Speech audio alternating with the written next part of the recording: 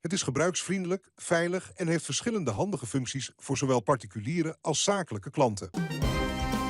Het belangrijkste nieuws van Curaçao in het Nederlands. Extra Journaal. Vers van de pers. Welkom bij Extra Journaal. Fijn dat u weer kijkt. We hebben het belangrijkste nieuws voor u op een rij gezet. En we beginnen met het bericht dat er een nationaal convenant AOV is getekend. We hadden gisteren in de uitzending al dat er een voorstel van de regering lag. Nou, dat is snel gegaan. De verenigingen die de gepensioneerden vertegenwoordigen op Curaçao zijn ermee akkoord gegaan. En gistermiddag vond er de ondertekening van dit nationale convenant plaats.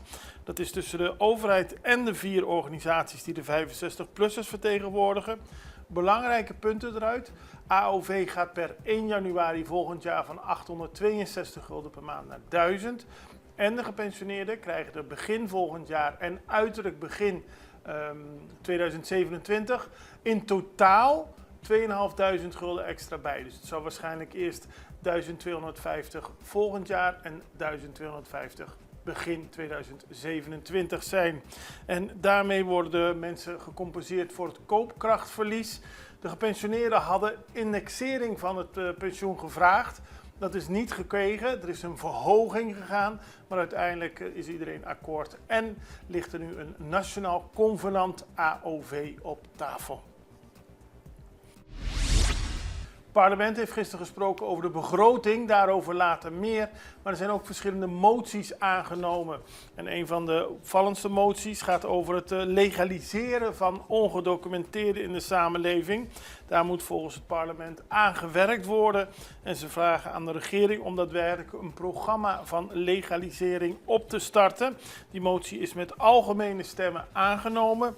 En ook is er een motie aangenomen waarbij de Algemene Rekenkamer wordt gevraagd zo snel als mogelijk is een onderzoek te starten naar het financieel beleid binnen het Curaçao-huis en de gevolmachtigde minister in de periode 2022 tot 2025. En ook die motie is met algemene stemmen aangenomen.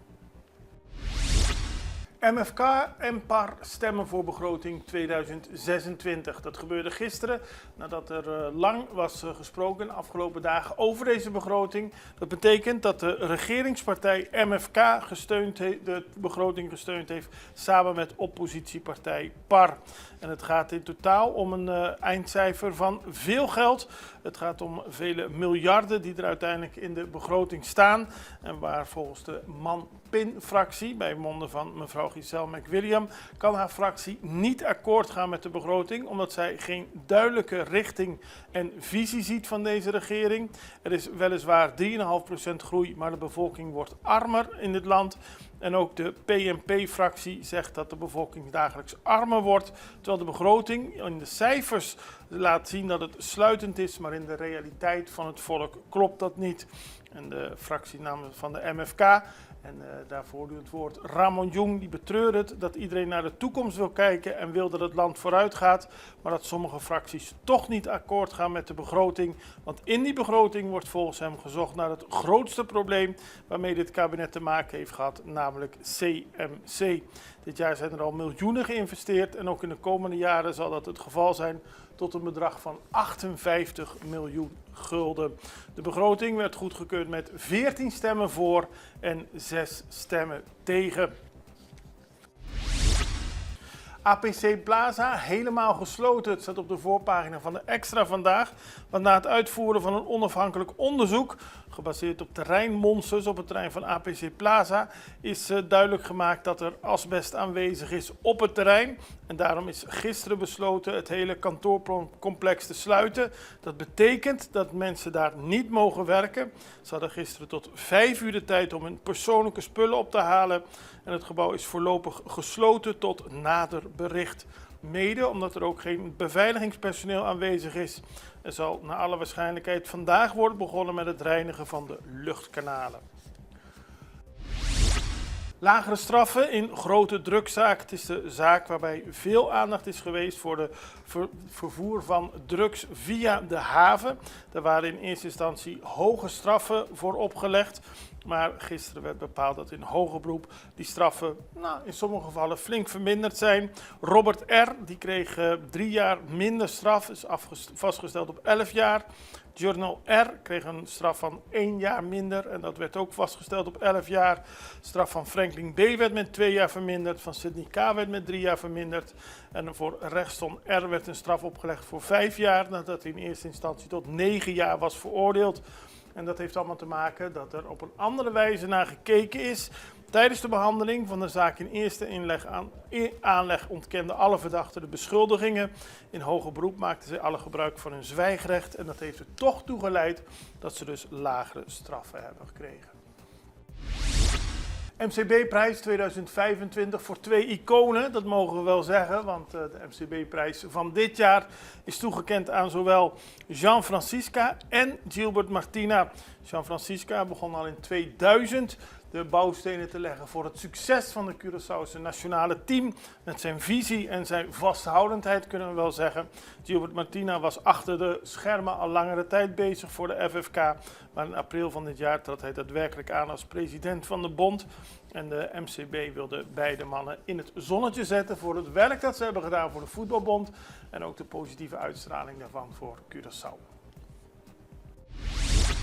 Brasami organiseert Teleton en dat gebeurt aanstaande zondag. Stichting Brasami biedt al 28 jaar opvang en zorg aan mensen met een chronische verslaving.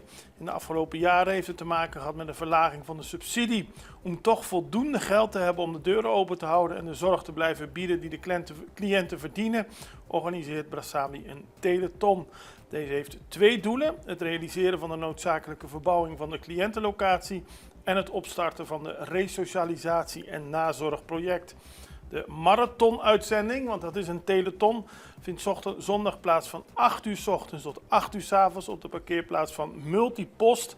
Het is aan Orionweg tegenover Burger King Salinha. Gedurende de dag zullen verschillende DJ's en bandjes optreden. Maak er gebruik van en help Brasami. Wij gaan even naar een break. Você aqui com a Dushi, orbo tem a liberdade de determinar bo futuro. Na momento que você sentir klaar para comprar casa, é profissional na Banco de Caribe te oferece guia sem igual. Sala espacioso, cozinha bom equipa, curral grande turnofloor e piscina para baja calor. Esse é o poder de por escolher consciente e sem limite. Hopi Dushi. Traga você via WhatsApp na 432 3000. Banco de Caribe. Extra in Nederland. Van Amsterdam tot Arnhem, van Groningen tot Maastricht. Extra is erbij. Volg Extra Digitaal en blijf op de hoogte van de belangrijkste ontwikkelingen in Nederland. Extra Digitaal is te zien op verschillende platforms en kanalen zoals WhatsApp, YouTube, Facebook, Instagram en ook TikTok. Wilt u ons op de hoogte brengen van een evenement of iets doorgeven? Neem contact op via WhatsApp, e-mail, Facebook of bel gewoon 06 1364 2945. Volg of abonneer je op Extra Digitaal. Klik aan en volg ons. Vamos celebrar com Extra su 50 aniversario. Com um tremendo super mega campanha 50 años. Regalando más de 50.000 florines na premio. Entre otros, pasaje y estadía en Holanda para 2 personas. Estadía de Hotel Sandals, microwave, stove, frigider, cama, bondi gasolina, bondi comida y hopi más. Premio principal, un auto Kia Picanto. Busca Bocorán Extra Tour Dia, subir de website www.extra.cw y participar para Bota Den. Suerte! Ja, voetbal. We hadden het al over de MCB-prijs, maar er is ook een hele mooie documentaire waar u later dit jaar naar kunt gaan kijken. Sim van der Dijl is van Omroep West. Hij kwam in oktober naar deze kant en ook in november kwam hij naar Jamaica toe om het succes van het Curaçaose nationale team te volgen. Hij heeft daar een mooie documentaire van gemaakt. Die heet Dick Advocaat, de hoop van Curaçao. En die is vanaf zondag 28 december te zien op TV West en YouTube. We spraken met Jim van der Del wat hem deed besluiten om daadwerkelijk hier te komen. En om een beeld te geven van de video laat ik u eerst de volgende trailer zien. Tijd. Nog een keer zo'n verre. Wegkoppen.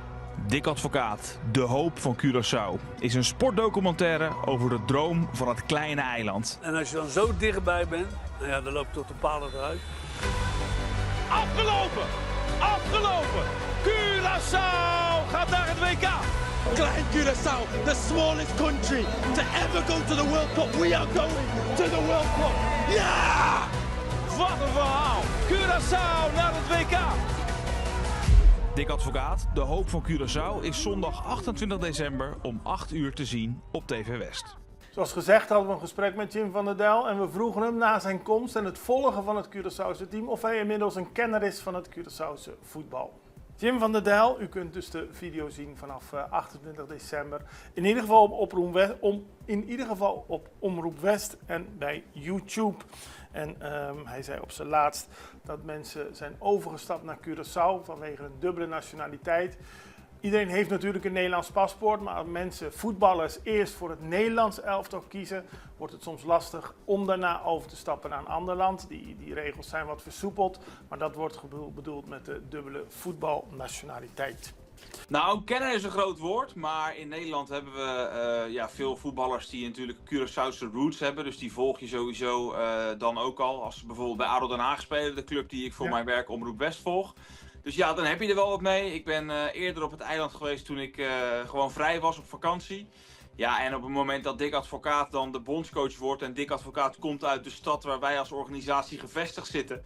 Ja, dan is het natuurlijk een bijzonder mooi voetbalverhaal. En vanaf dat moment is eigenlijk het sprookje een beetje gaan starten bij ons. Dat we er graag wat mee wilden doen. We vonden het een mooi en liefdevol verhaal. Een 78-jarige grote voetbaltrainer die naar een heel klein land gaat en het daar gaat proberen. Nou, dat is sowieso al complimenten waard. En nou ja, gaandeweg werd het alleen maar mooier en door meer mensen omarmd. Toen dachten we van ja, nu moeten we er naartoe. Ja, want dat was het natuurlijk. Toen hij begon vorig jaar, dachten we van we zien wel hoe het wordt. Ik volg het Curaçaose voetbal al lang. En elke keer is er zeg maar veel hoop geweest, maar net niet. Hè? We hebben natuurlijk wel aan de Gold Cup meegedaan, dat was heel mooi. Maar dat het zo'n succes zou worden had niemand verwacht. Hoe was het voor jou om, je zegt zelf, je volgt ADO in Nederland. Hoe was het om dan in zo'n Curaçao's voetbalstadion dit mee te maken? Ja, uniek en niet te beschrijven. En nog steeds op verjaardagen probeer ik uit te leggen wat ik daar heb meegemaakt en hoe dat op mij is overgekomen. En ik heb dan ook echt de beelden nodig die ik op mijn telefoon heb staan. En ook nu in de eindmontage zit ik naast een editor die mij helpt bij het knippen en plakken. Ja, en die moet ik iedere keer maar dat gevoel geven van hoe bijzonder het is, hoe uniek het is, hoe raar het is als je daar aankomt. In Nederland staan er eigenlijk altijd ME-bussen klaar omdat het uit de hand loopt. De sfeer is heel onvriendelijk, althans. Niet altijd, maar dat gebeurt geregeld. Ja, en daar is het gewoon één groot volksfeest. Iedereen danst, iedereen zingt. Het is warm, het is niet te bevatten hoe anders dat is dan wij in Nederland gewend zijn. Ik ben met mijn vader naar een van de wedstrijden in de voorbereiding geweest. En die keek ook om zich heen van, kunnen we gewoon doorlopen? Kunnen we gewoon zitten waar we willen zitten? Ja, het is echt anders dan in Nederland. Jij zei net zelf, je volgt ADO Den Haag. Jullie omroep is gevestigd in Den Haag. We hebben een Haagse enclave met Dick Advocaat. Met zijn team is toch ook heel erg Haags-Rotterdams gelinkt. Maakt dat het nog bijzonderder? Ja, dat is voor ons het haakje geweest. Dick Advocaat heeft natuurlijk in zijn leven al vaak aangegeven, dit wordt mijn laatste club, dit is mijn laatste klus. Toen opeens werd hij genoemd bij Curaçao. Nou ja, dat was voor ons het startpunt van, dat is interessant om te volgen. Wat maakt dat hij nu wel instapt? Daar waar bijvoorbeeld Guus Hiddink het eerder gedaan heeft, of Patrick Kluivert, andere grote namen, die waren eigenlijk weinig succesvol. Dus het fascineerde mij wel, waarom doet Dick dit? Wie neemt hij mee? Nou, Cor Pot, Rotterdammer, maar in Den Haag geboren. Kees Jansma, de persman, in Den Haag geboren. Raymond Mulder, keeperstrainer ook. Dus dat waren voor ons 4 Haagse haakjes. Ja, dat vraagt natuurlijk om een mooi verhaal, want wie weet is dit wel de laatste klus van Dick Advocaat. Gevaarlijk om te zeggen, want ik zie hem zo nog maar een paar jaar doorgaan. Dus het is sowieso een mooi document. Plus, wat natuurlijk een heel groot contrast is dat Dick is een hele nuchtere, soms norse trainer.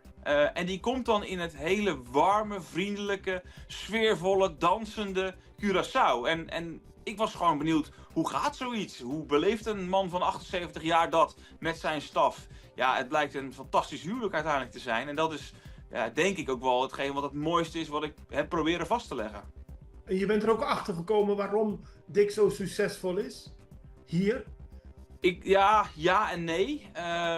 Ja, omdat ik van onder andere jullie reporter Karel begrepen heb dat het eiland, het team, structuur nodig had. En dat heeft Dick wel heel erg meegenomen. Voor Dick gaan de deuren open die voor anderen dicht blijven. Dick heeft een bepaalde basis neergezet van wat hij denkt dat nodig is om te presteren. Maar de inbreng van de spelers daarin is ook vrij groot geweest. Bijvoorbeeld de spelersbus, wat wij in Nederland echt fascinerend vinden om te zien. Zo'n sfeervolle bus zonder ramen erin.